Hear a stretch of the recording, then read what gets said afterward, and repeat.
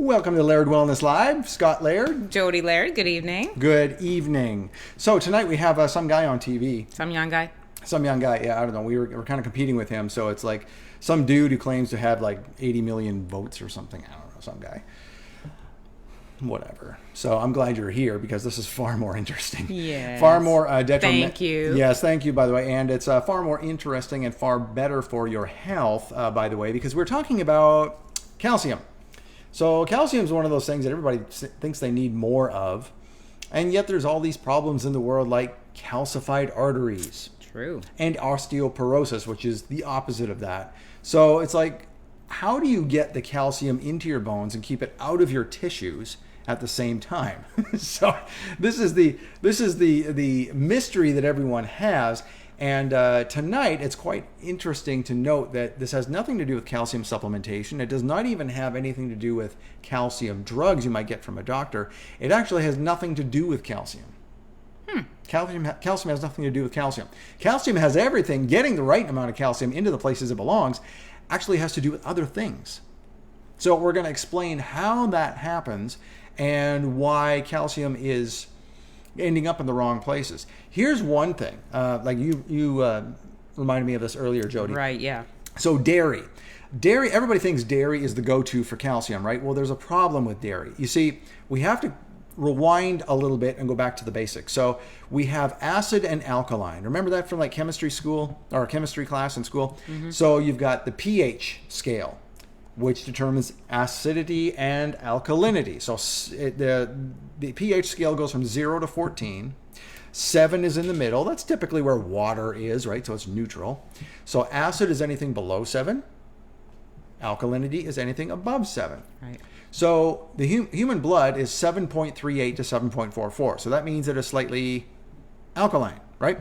So it would make sense that your body wants to be in that slightly alkaline state. That's why alkaline water is very popular. We have an alkaline water machine in our house. People say, well, can you get a little too alkaline? Like, don't you want to be like not too far on either end of that scale? Yes, but there's so many acid producing things in this world, like everything from the food we eat to the water we drink to the air we breathe, the stress, EMFs, cell phones, all that kind of stuff. There's so much acid that it's pretty hard to go overboard on the alkalinity. So my rule of thumb is always go heavy on the alkalinity and you'll probably be okay. Yeah, and your body's always fighting homeostasis. Right. Yeah. So fighting to be in homeostasis, right? Yeah.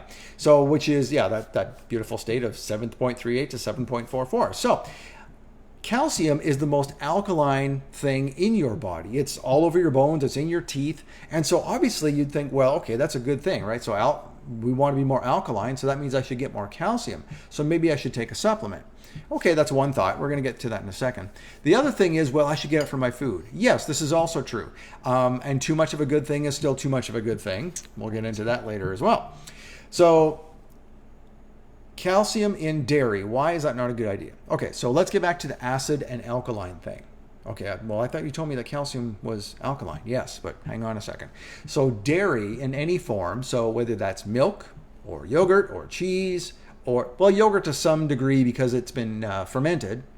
So that's a little different, but let's say milk, cheese, cream, all that type of stuff. So when you eat those things, they're actually acid forming.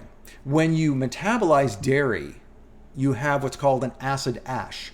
So those foods, we have to forget about, like lemons, for example, are very acidic on your teeth, but they're one of the most alkaline things you can eat. Well, how does that happen? It's because what matters is how, when your body metabolizes it, what's left over. And just like a fire, there's ash. So there's alkaline ash and acidic ash. Well, dairy, when you consume dairy, we're left with an acid ash. Right. So in order to neutralize that, remember, we want to be up a little bit above 7, so 7.38, 7.44, your body is not going to allow you to go below that. So people think, oh, well, my saliva or my urine can tell me if I'm in acidic range. They have these little litmus papers that you can test with. That's irrelevant because your body is always going to stay between 7.38 and 7.44. The things we subject it to determine how much our body has to fight to stay in that range. So that's why we want to feed our bodies more of the alkalinity so it doesn't have to fight. Because when you fight, that also creates acid. Right. And then it leads to disease and cellular malfunction and all the rest of it. So what happens, getting back to dairy, what happens is we're left with an acid ash. So how do we get rid of that? Well, I thought there was calcium in the dairy, so that should neutralize the acid, right? Well, yes. So let's use an example here. So say this is a glass of milk. And this, well, let's say a significant portion of this, 3/4 of this represents the acid that's in the milk. There's only about this much alkalinity in terms of the calcium. So what happens? You consume that and you get all this acid, and then of course the calcium comes to the rescue and gets rid of some of the acid, but not all of it. That's how acidic dairy is when it metabolizes. So the body goes then looking around for something to neutralize the rest of the acid. Calcium is a very good neutralizer, right? It's very alkaline. So you've used all the calcium in the milk. Where is it going to get more calcium? In your bones, in your teeth.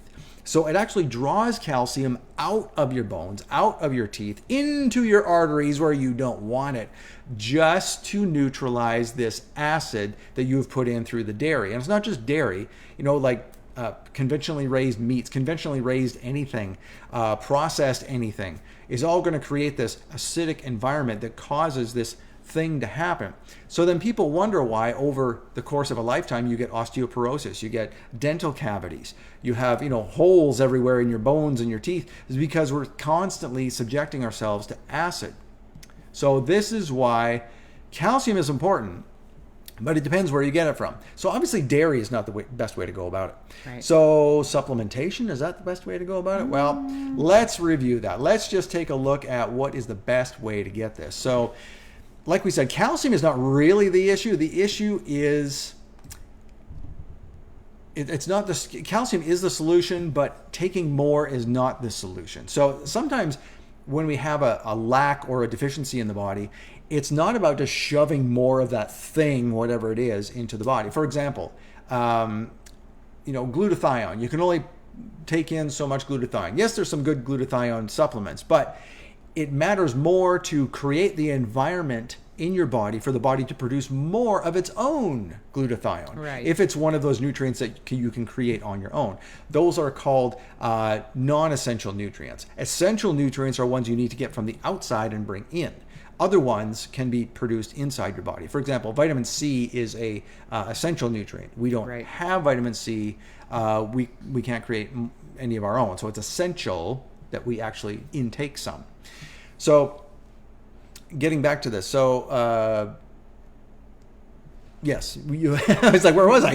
It was all the things around calcium that get your body to create food, more of it. Yeah. And so we can take in calcium, but then again, too, the body doesn't know what to do with it sometimes. So we need to support the body's creation of proper utilization of calcium. Right.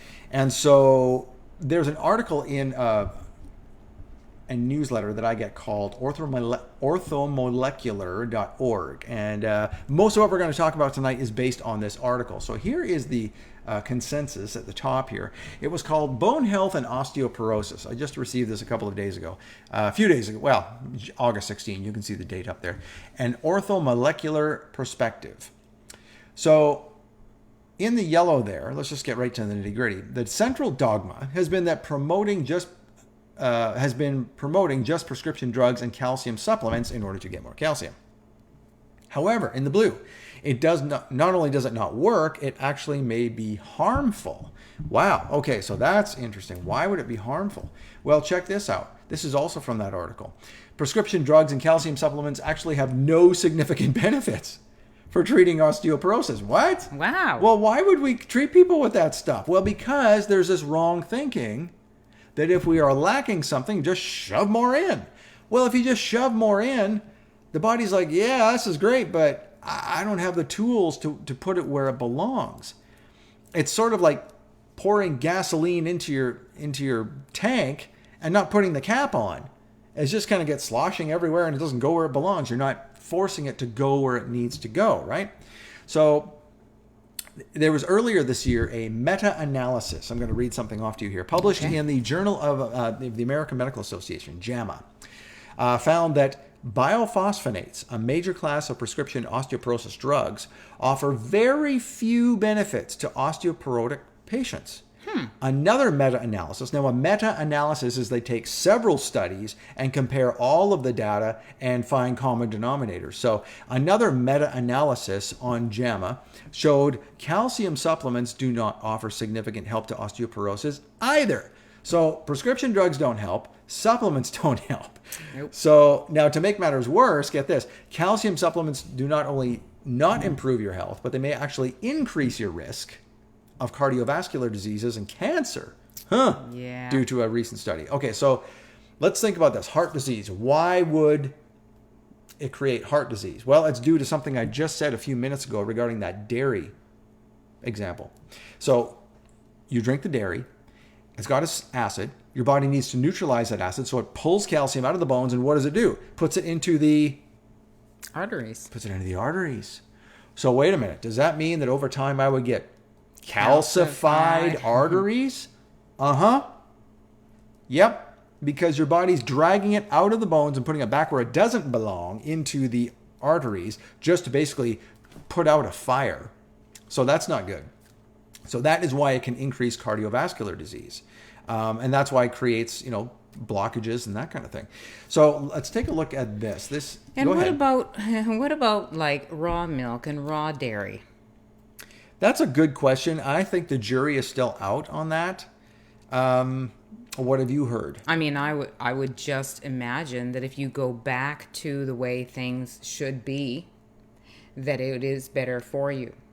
It is better because if you're not, well, let's think about that too. So let's go down the trail of, are things better if they're just from nature? Yes. Well, that's why grass-fed beef is good. That's why free-range eggs are good. That's why organic vegetables are good. So we've changed our mind on those things over the last 15, 20 years. So I just wonder, if they have done any of the studies of, raw milk versus I'm sure there is one out there. Maybe we should look into that. And you could see how it would work, because when you have conventional milk, what makes milk raw? Well, when you pasteurize milk, so pasteurization is named after Louis Pasteur, who realized that when you cook foods very quickly at a very high temperature, it can actually kill the bacteria that causes it to spoil, which is still used today. And that's why there's always a best before date on most things on the shelf, is because they have cooked it to some degree, whether it's on the shelf or but didn't he renege something when he was on his deathbed? What was that all about? That was no, that was not that. That was something else. But he did renege on something. We'll have to look that up too, because I can't remember. But it's, and anyway, so you can tell. So basically, if you're going to kill the bacteria, you're going to kill a bunch of other stuff too. So have you killed off all those things that would have made calcium go where it belongs? Good question. So yes, that may be worth looking into, because it begs the question when you look at the Bible. So what did David bring to his brothers at the front line right before he slew Goliath? Right. He brought cheese and bread. Right. Mm-hmm. Remember the VeggieTales movie? He brought pizza. So, but whoop. Okay, sorry about that. So we're having some internet glitches here. So if we disappear for a second, don't panic. We'll be right back. So basically he brought bread and he brought cheese. Two things that are pretty much maligned these days. But back in those days, there was nothing wrong with it. So what have we done to the food? Is it because they just didn't know any better back then? And, now we know better, that you should never have been eating cheese, never been eating bread or fish or anything like that. Well, Jesus ate fish and Jesus ate bread. He actually ate bread to prove that he was real after he was resurrected from the dead, right? So there's obviously something good about these things, and we'd have to scratch our heads, go, well, what did we do here? We must have screwed something up. So that is a good question. Yeah. So one thing we've definitely screwed up is calcium, because it's causing heart disease. Check this out. Calcium supplementation, the risk of cardiovascular diseases and mortality. So this was done in Korea. And what they found in this study was as follows. Let's read the yellow first. The calcium supplementation group, they separated people into groups for this study. So they had a control group and they had a calcium supplementation group. The calcium supplementation group had a significantly higher myocardial infarction, which is a fancy word for heart attack, stroke, and death than was found in the control group, which did not have calcium supplementation. So, in the blue, what were the recommendations?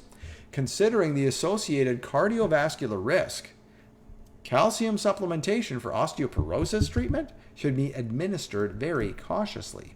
You think about that, a lot of these drugs that you see on TV, well, here, we'll treat your psoriasis, for example, or your eczema, but there's a risk of death, there's a risk of blood clotting, there's a risk of this and that, and if you have severe stomach cramps and bleeding, talk to your doctor, and oh my goodness, like there's some life-threatening stuff just to get rid of some eczema, right? When really there's some better ways to go about it. So that's kind of like this. So calcium supplementation, okay, you're trying to get more calcium, but in the meantime, holy Moses, you are really wrecking your health. Is it really worth it? Is there a better way to go about it? And yes, there is. Remember, it's not about the calcium. It's about what puts calcium where it belongs in your body. And there are certain nutrients that do that. We're going to get into that in just a second. But first, we want to show you some more reasons why you would not want to consider calcium supplementation or eating too much calcium. There is that too. And you think about the foods that create calcium in very big abundance. They are the things that are quite heavy. So milk and cheese, and you're not really going to consume a lot of that, especially in the raw form, right? Right. So they're kind of self-limiting. God has built into those foods, you don't want to eat that much, you don't want to intake that much, so you're not going to have that much. We can eat lots of leafy greens. So basically calcium, anything leafy green or orange is going to include calcium. Just keep that in mind. Right. Anything leafy green or orange. So sweet potatoes, oranges, spinach, all that kind of stuff. It's all going to have lots of calcium.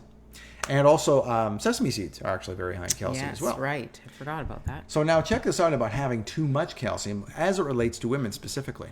So women with the highest calcium consumption, regardless of the source, through diet or supplementation, had a death rate 2.5 times higher than the women with lower consumption. Wow.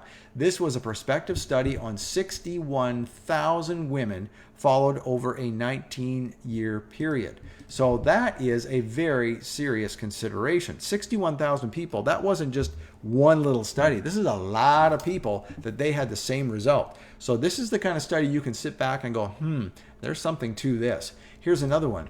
Women with osteoporosis already do not have a generalized body-wide deficiency of calcium. Wow. Rather, there is a deficiency of calcium in their bones, but the rest of their bodies have a calcium excess. This is what I was talking about. Your body has enough calcium, it's just not putting it where it belongs. So you have all this calcium floating around where it doesn't belong. So we think about this when we consider vitamin D supplementation. Yeah. This is why if you're taking very high vitamin D supplementation, which we recommend sometimes for when we see folks with our Biologic Blueprint program and we see in their blood test that they have very low vitamin D, like in the teens, you're supposed to be up around 100, but if you got like 16, 17, we're like, woo, we need to ramp this up quick, definitely. And then kind of level it off. So in order to ramp it up quick, we give them like 50,000 IU per day for a week, but then you stop. You don't do that for long periods, because if you do that for long periods, here's what happens. So the chemical name for vitamin D3 is cholecalciferol. Chola as in the first couple syllables of cholesterol. Correct. Cholecalciferol. So you can kind of deduct from that, well, it involves calcium and it involves cholesterol. Okay, so here's how that works. So let's just take the way you get vitamin D from the sun. So you get sunshine on your skin. There is cholesterol in your skin that reacts with the sunlight. That then goes through a couple of processes through your body to create calcium. Right. Then this ends up with this calcium cloud, and eventually vitamin D goes into your blood system and away you go. But now there's this calcium cloud. So what do you do with this? Well, you need to have other nutrients that show it where to go. That's why a lot of vitamin D supplements now have K2 in them. Vitamin K2 is like the taxi that takes the calcium, collects it, and puts it where it belongs, into the bones and out of the tissues. So you don't have this calcium cloud just kind of fogging up your tissues and ending up like the women in that study, where they have lots of calcium, but it just isn't where it belongs. And if it's not where it belongs, it's where it does not belong. In your arteries, in your joints, causing joint pain, causing all kinds of heart issues, causing all kinds of other issues in the body. Stones, kidney stones, Right. gallstones, any kind of stone, causing some digestive issues as well, constipation, all that kind of thing. So you don't want any of that kind of stuff. This is a misplaced nutrient that we need to show the body where it goes. So how do you do that? It's the proper nutrients. All right. So again, here is a summary of that. It's not the lack of calcium. Remember, it's a lack of other nutrients that make calcium do what it is supposed to do. So what are those other nutrients? They are vitamin C, And there you go. magnesium. Magnesium is really cool. We're going to talk about that in a second and why it's really cool with regard to calcium. Vitamin K, just talked about that. Vitamin D3 and essential fatty acids. So I want you to know something really interesting about those last three. So vitamin K, vitamin D3, and essential fatty acids. They're all fat-soluble nutrients, Right. right? Yeah. And we need cholesterol to make that work. Right. Cholesterol, vitamin D3, calcium. You see this connection? Yeah. It's all connected here. So anyway, maybe you don't quite see that connection like I do, but it's pretty interesting. All right, so the first thing that we want to talk about is vitamin C.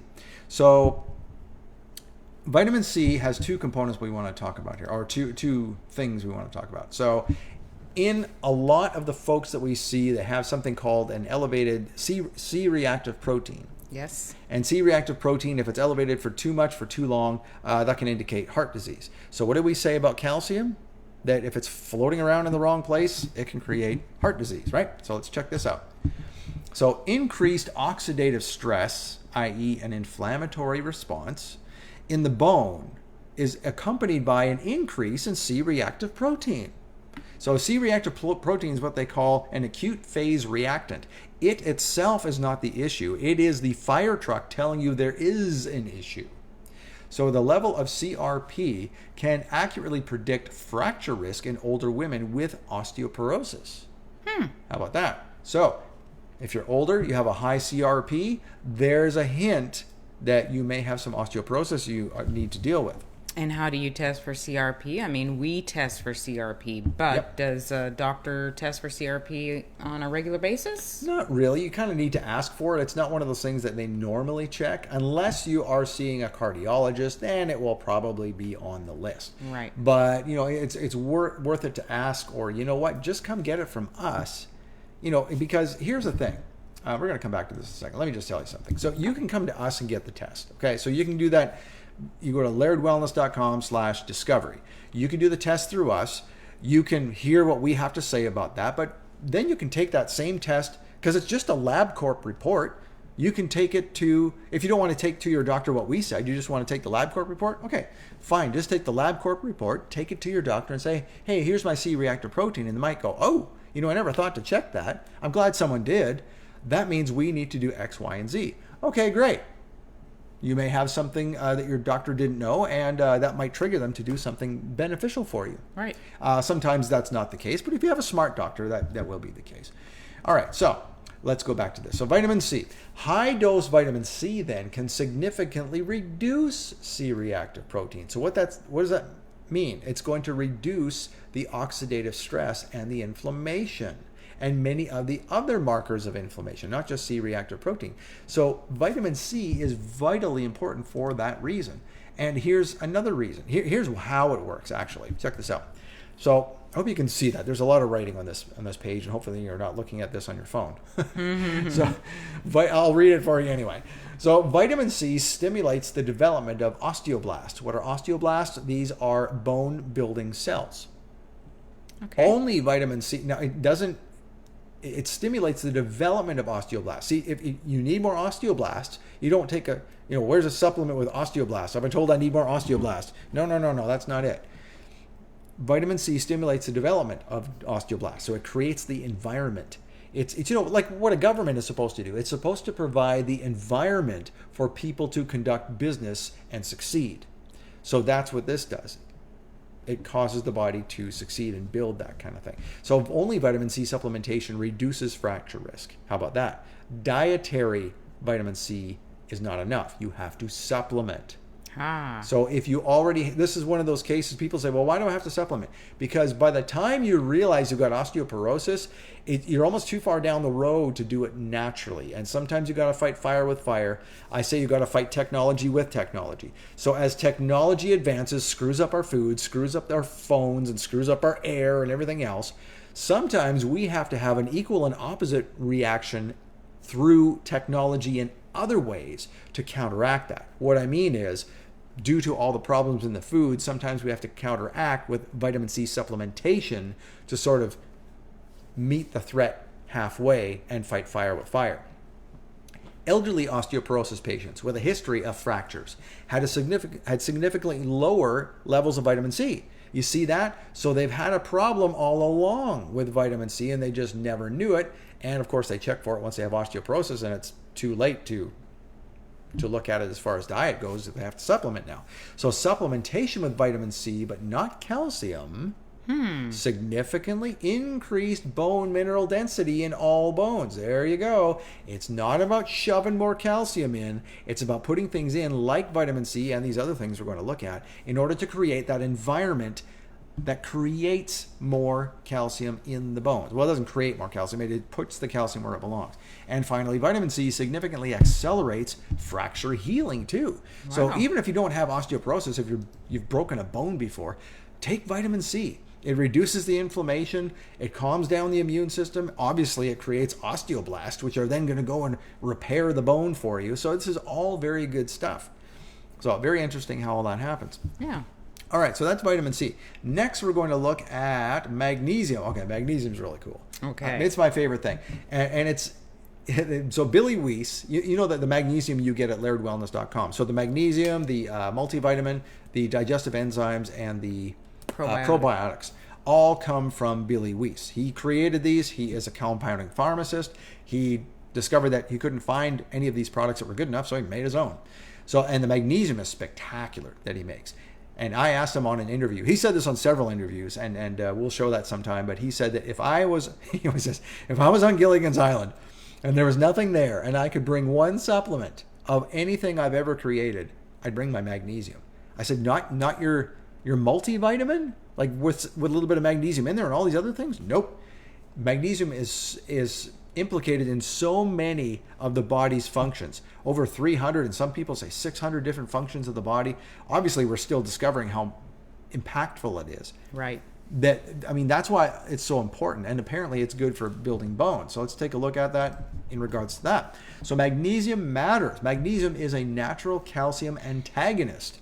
What does that mean? It means it's the superhero to calcium if it was a villain. Magnesium dissolves calcium deposits.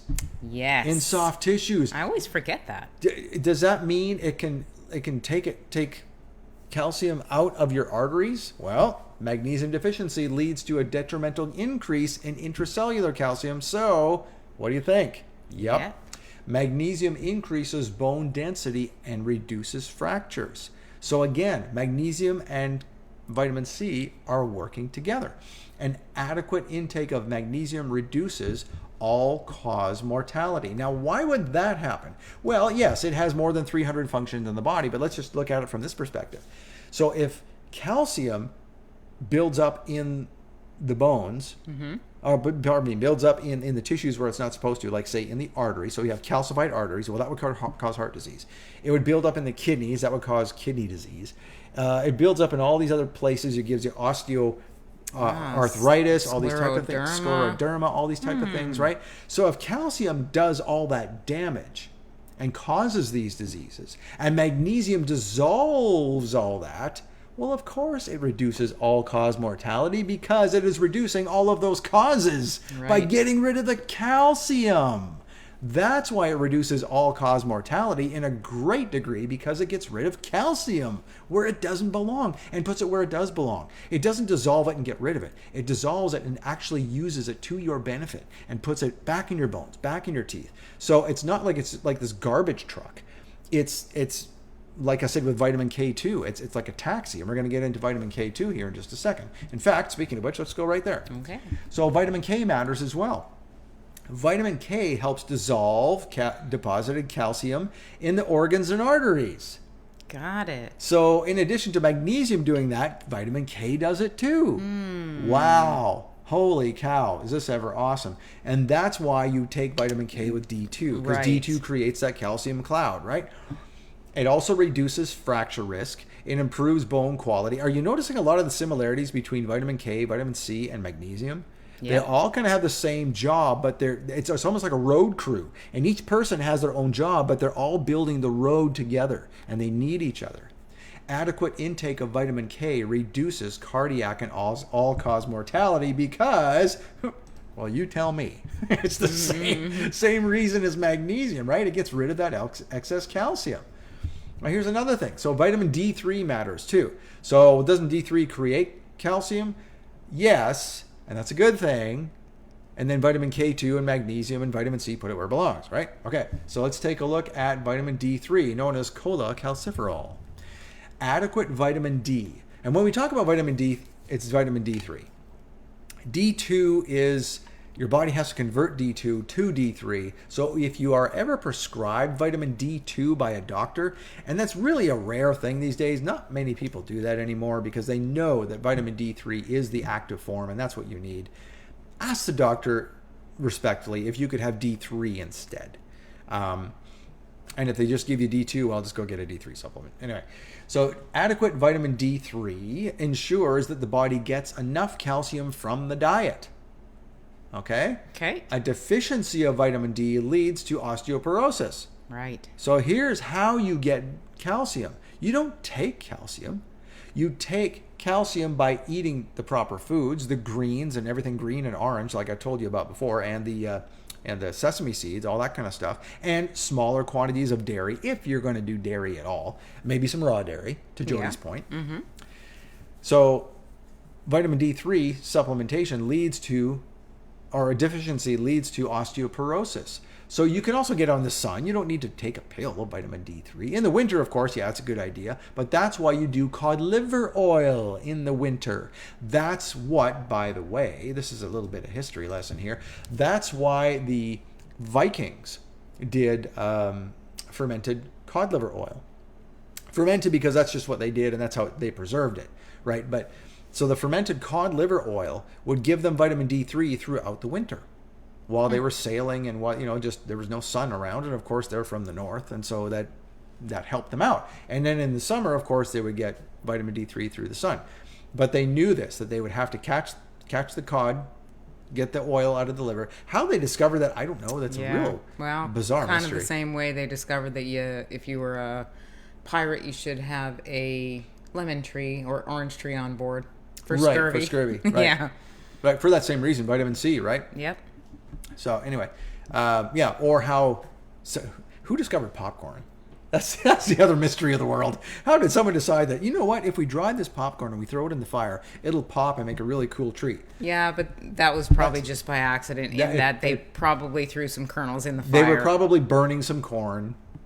Yeah, that's probably how it happened. But imagine discovering that. Wouldn't that be fun? All right, so where were we? Yes, vitamin D3. So let's go back to this. So too much vitamin D, by the way, exacerbates osteoporosis. So not enough and too much. Yep. It's that J curve. That's the J curve. Oh, good. Yes, Jody. Thank you for bringing that up. I never even thought of that. So the J curve is, say here's risk and here's vitamin D3 supplementation. So your risk, if you have low vitamin D supplementation, you have, that's better, high risk. And then when you come down to having 80 or 100 vitamin D3, Your risk. that's where the risk comes way down. That's the sweet spot. And then, like Jody said, it's a J curve. So it kind of goes up high. And if you have more than 100 and you get 110, 120, 130, guess what happens? Your risk starts to go back up. Yep. So that correlates with exactly what we're seeing right here, and that is that too much vitamin D exacerbates osteoporosis. And during bone growth and development, vitamin D plays an important role in bone density. Okay, we've seen this bone density thing in all of these nutrients so far, and not in calcium. Calcium does this, but what puts it there and what puts it there in significant quantities to create bone density, it's the vitamin D3, it's the magnesium, it's the vitamin K2, it's the vitamin C. Those are the things, those are the environment you need to create in order to have calcium do what it is supposed to do. Right. I mean, doctors weren't wrong to know that calcium is in the bones. Well, yeah, that's obvious. How it gets there, that's always the issue. You know, the how is always the issue, right? Right. So someone can tell, you look at a blood test for you, for example, say, oh, you got this and this and this and this. Okay, these are your problems. Thanks. Well, good luck. You know, it's like, well, no, how do I get rid of this? How do I reverse myself out of this? Or even when you go to, you know, a lot of church sermons or a lot of business meetings. Here's the what. Here's what we need to do. Thanks. See you next week. Well, no. How do I do that? How do I make my business better? How do I implement the things of the Bible you just talked about? What's the practical application? How do I do this? Right. And that's why it's really important to have people that know what they're talking about. So we can help you with that. We can teach you the how. I mean, that's what really bugs me about this kind of thing, is that a lot of people in our position don't show you how. Yeah. And so I like to reverse that as much as I can, and I will show you how. I always find it funny because I ask so many people what their vitamin D is. And they say, I don't know, but my doctor says it's good. But what does that mean, good? Does it mean 30? Oh, or gosh. does it mean 112? You know, what does that mean is good? Because if it's 30 and it's in range, to me, that's not good. Well, and in range, there's a whole other thing. We could do a whole show on that. But just real briefly, when you get a blood test, there's this thing on the right-hand side called a reference interval. So if you know this already, pass this on to friends, and here's how you explain it. That reference interval is the quote-unquote normal range for the average American. The average readings for the average American. So they'll see that and go, okay, you're average, that's okay. And what does average mean I don't exactly? know, but Because like I always say, I don't want to be the average American. Yeah. I want to be a little better than that. So that's why those reference intervals are not good. So let's say the reference interval is like a selection this wide of readings. We're fussier than that. We make it like this. This is where wellness comes in. This is where you're really well. This is surviving. This is being well. So we're a lot more, what's the word? We're a lot more fussy. Picky. We're a lot more picky. We don't want you to be in this range. We want you to be here. We don't want you to have a vitamin D3 of 30 to 120. That's kind of what they say. Or it's 100, to be fair. Yeah. So a 30 to 100. We want you to be 80 to 100. That's what we want. That's optimal. That's the bottom of the risk range. And really, where you're it's gonna be in your easy to best do. health. I mean, I think we've kind of figured it out now. You know, it's pretty easy to get you in that range, whether it's winter or summer. Yep. Easy. Yep. Yep. And so this is what we hopefully this is making sense. We like to say that we make your health make sense. All right, so essential fatty acids. This is another thing we need in our diet. You don't necessarily get these from supplementation. You can from things like cod liver oil and using olive oil for cold applications only. Remember, you only use olive oil for cold applications. If you want to use it in heat, you use avocado oil. So some essential fatty acids, i.e. fats, have calcium channel blocking capabilities. This is good. This makes sure your body doesn't take in too much calcium.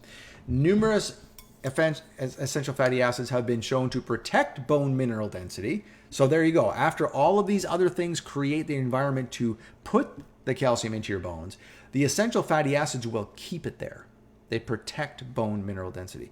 And blood essential fatty acid levels are inversely related to all-cause mortality. That means as essential fatty acids go up, your all-cause mortality goes down. That's what inversely related means.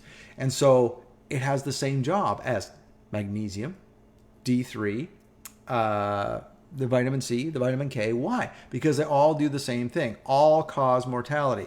So are you getting the point here that calcium creates a lot of issues if it's in the wrong place at the wrong time? Yep. Okay, so you want to put it where it belongs. So you have to have these other nutrients to put it where it belongs. How do you achieve that? Like we said, eating whole foods, lots of greens, that type of thing. Go easy on the dairy if you're going to do dairy at all. And guess what? You're going to be just fine. And make sure you get your fats, the essential fatty acids, right? What did we say? The essential fatty acids, D3, the vitamin K. Yep. All those things are based on fat. When you say essential fatty acids, what do you mean? Essential fatty acids are the EFAs come from good fats. So avocados, olive oil, cod liver oil, coconuts. That's all the things that have good fats in them. And your MCT oil that you put in your omega-3s, coffee. or whatever. your chia seed, flaxseed, walnuts, Grass-fed butter, for that matter. salmon. Salmon. Oh, there's a good one. I had salmon today, as a matter of Yeah. fact. In Yep. fact, I tested my omega-3s yesterday. Yeah, and, you have a little test kit that you got. and you haven't done yours yet. No, I haven't. Where did you get that, by the way? Parasol.com, I believe. I think it's about $50, and there is a coupon code, not for us, but for Dr. Lewis. So if you are interested in getting your vitamin or your omega-3s tested, which you should be about 8%, that's where you should be to make everything work well in your body. And Dr. Lewis did a show on that just recently, didn't he? Yes, Yeah. there's a show on YouTube under our Health Revival Partners. It's called what? Chronic Disease Association YouTube page. Yes. Yes, so very good show on that and how to get some good omega-3s for sure.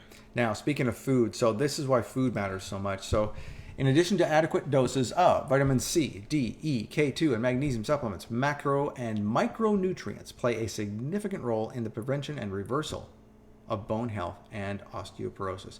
That is how you get it. So macro and micronutrients. What are macronutrients? Macronutrients are the three biggies: carbohydrates, fats, and proteins. Micronutrients are all little nuances in the middle of all those. That essentially, that's what that means. So basically, you make sure you're getting all three of those food groups, if you will: carbs, protein, fats, and getting the most nutrient dense foods in those. Right. Because Not the junk foods, in other words. yeah, I mean, and we had this conversation today. Yes, food is great and you got to eat it for pleasure, but you also have to eat it for fuel. I mean, you are fueling your body. How are you fueling your body? Are you building it up or are you tearing it down? With every single bite you put in your mouth, what are you doing with it? Yeah, you're doing one or the other. Nothing's neutral.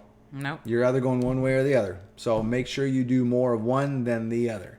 And you know that. If you ever try to get healthy and go to the gym and all this kind of stuff, you try really hard to stay on one side of the fence, don't you? So you know what's good. And so don't. And it is a habit. I mean, it is a habit, it yeah. has to become a habit. You have to be purposeful Yep. to be healthy. So now the only question is, well, okay, I'm not even sure where I'm at. Like, what about these ladies who already had osteoporosis? They didn't even know it. And had they known that they could do vitamin C supplementation all along, maybe they wouldn't have gotten osteoporosis. So the important thing to know is, where are you at? And the only way you can do that is with testing. And that's why we really focus on testing. That's what makes our health program different, is we have testing, and then we have people who know how to tell you what to do based on wellness parameters, not the reference interval on a typical lab test. Right. It all depends on who is reading that lab test, not just the fact that you get it.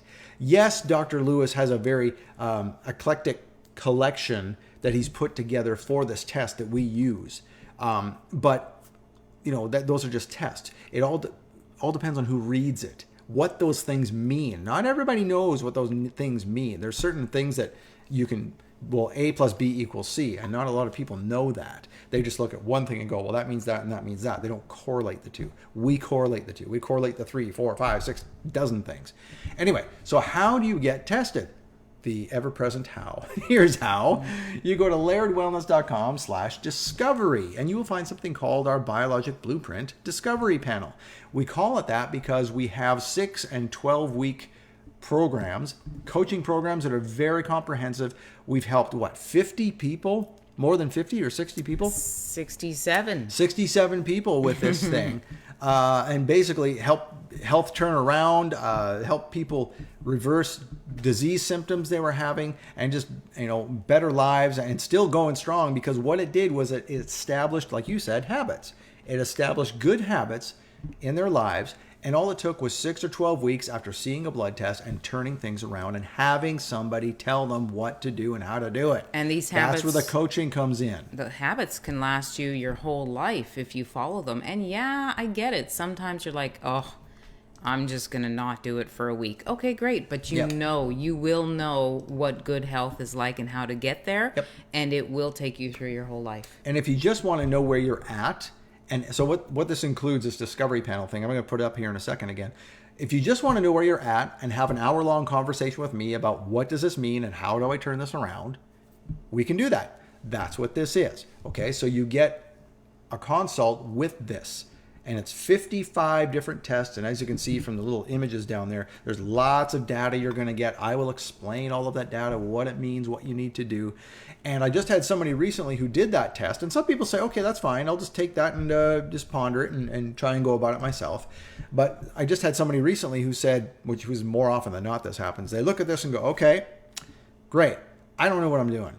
I'm an expert at other things in my life. You're the expert at health. Can you help me? Of course. That's why we have our 6-week and 12-week programs. So if you're kind of like, wow, that's a big commitment. I'm not sure if I want to do that. And I don't know if I even want to do this blood test. How do I know if it's for me? I mean, what kind of benefit would I get out of this? I watched this show, but I really like to talk to somebody about it. Guess what? You can talk to me about it. Okay.